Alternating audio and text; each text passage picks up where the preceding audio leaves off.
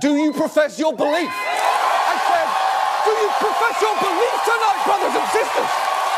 Then there is only one thing left for us to do. Let's go. Vladimir Putin, the man most likely to be currently staring at a poster of a wolf while doing hammer curls. Vladimir Putin, the only man who misses the 80s more than David Lee Roth. Vladimir Putin.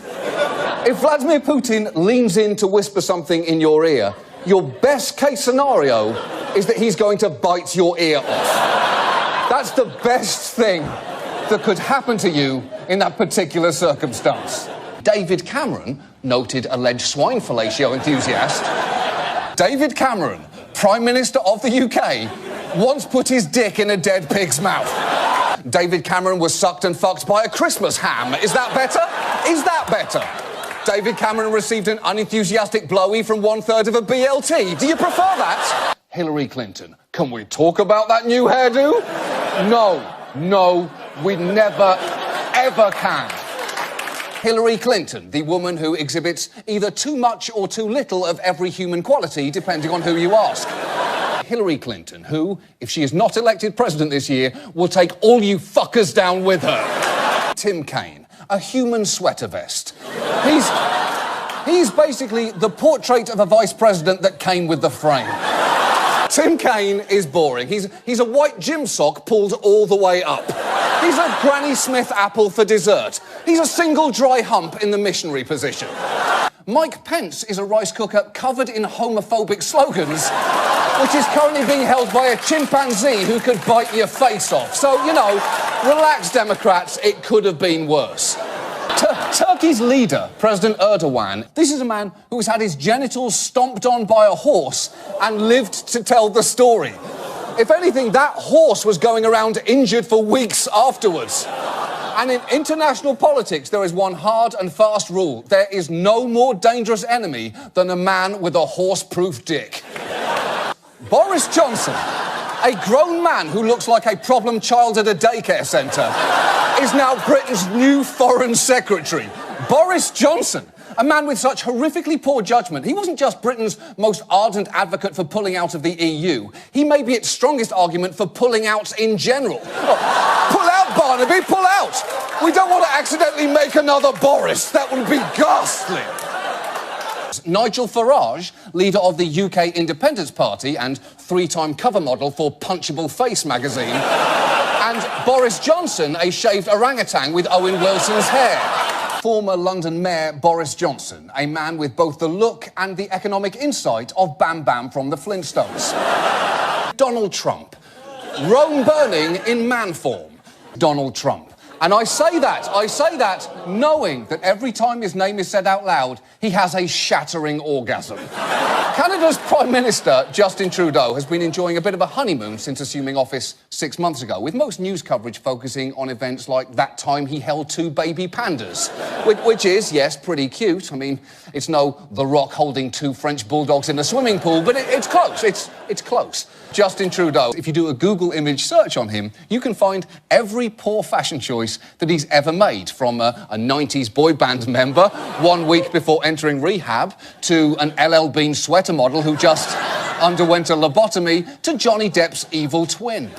Queen Elizabeth II, the only becrowned woman who acts more entitled than a bride at her bachelorette party. This is my day. It's my day before my other day. Jeb Bush, the side of plain white rice that nobody ordered. John Key, put him under the Australian flag. He gets so... I want to hear him say flig. Make him say flig. John Key, you're the Prime Minister of New Zealand, not a real housewife of New Jersey.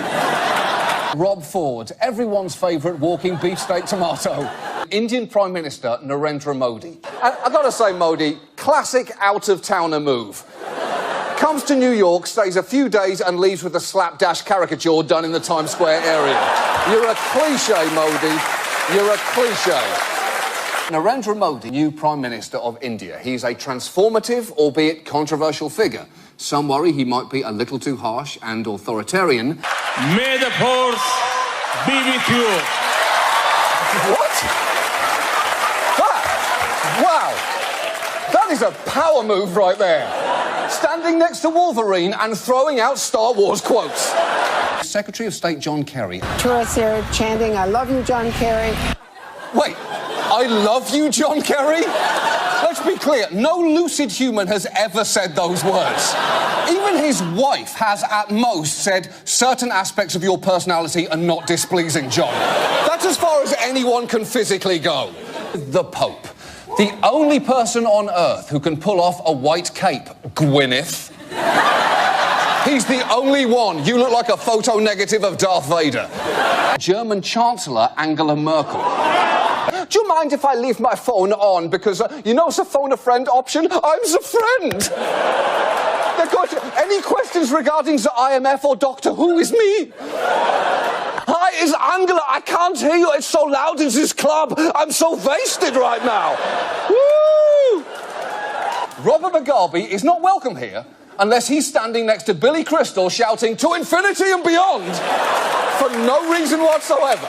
Norway. Their immigration minister, Sylvie Listhaug, perhaps the most Norwegian-looking human being who has ever lived. President Obama, America's 44th not my president. Holy shit! Just look at him then and now.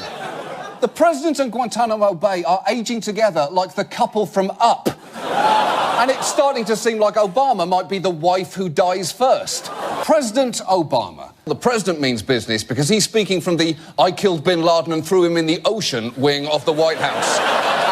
And you can tell that Biden means business because he is locking eyes with the camera like a silverback gorilla who thinks you're challenging his alpha status. You want to dance, motherfucker? Iran's not going nuclear, but Joey B might. Do you want to dance with me? Rodrigo Duterte, and he is a colourful character, all of which has earned him a reputation as the Trump of the East, a title previously held by a burnt wonton covered in scarecrow pubes. Kim Jong-un, Supreme Leader, Triple Supreme Leader. I happen to think the most fitting would be Kim Lisi, Mother of Dragons, because, think about it, given his unpredictable violence and fantastical family history, he's perhaps the only person on Earth who could conceivably win the Game of Thrones. Putin, the Pope, and Clooney. Okay. For a start, kill, marry, fuck, respectively. That's the easiest round of that game I've ever played. That was very easy. And in the words of Adolf Hitler, that's our show. So thank you so much for watching.